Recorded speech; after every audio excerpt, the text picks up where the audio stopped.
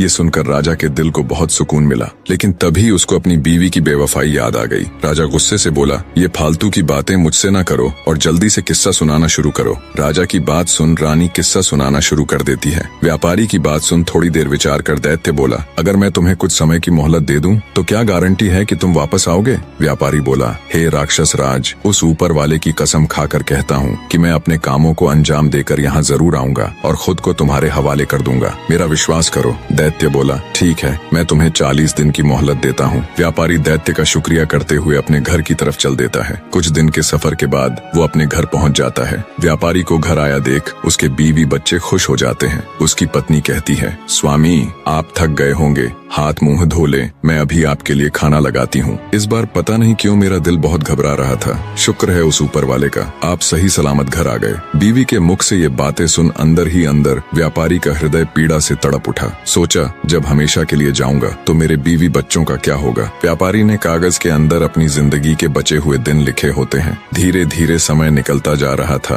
और व्यापारी के जिंदगी के दिन भी। उसने अपनी बेटी के लिए योग्य रिश्ता देख उसकी शादी कर उसे विदा कर दिया। खुशी के साथ साथ व्यापारी अंदर से दुखी भी था, क्योंकि आज उसकी अंतिम रात थी। कल का दिन तुम्हारा आखिरी दिन है, कल वो दैत्य तुम्हारे टुकड़े टुकड़े कर देगा। व्यापारी बिस्तर में पड़ा पड़ा यही सब सोच रहा था। नींद उसकी आंखों से कोसों दूर थी। उसे रह रहकर ये बात खाए जा रही थी कि उसके मरने के बाद उसकी बीवी और बच्चों का क्या होगा। दुखी हृदय के साथ व्यापारी उठकर बैठ जाता है और सिसक सिसक कर रोने लगता है। उसके रोने की आवाज सुन उसकी पत्नी भी उठ जाती है। व्यापारी को ऐसे रोता देख वो घबराकर उससे पूछती है, क्या हुआ स्वामी, आप रो क्यों रहे हो? व्यापारी पहले तो बात को टालने की कोशिश करता है, पर जब उसकी पत्नी ने ज्यादा जोर देकर पूछा तो वो टूट जाता है और सारा किस्सा अपनी पत्नी को रोते रोते कह सुनाता है। सारी बात सुन व्यापारी की पत्नी का कलेजा मुंह को आ जाता है।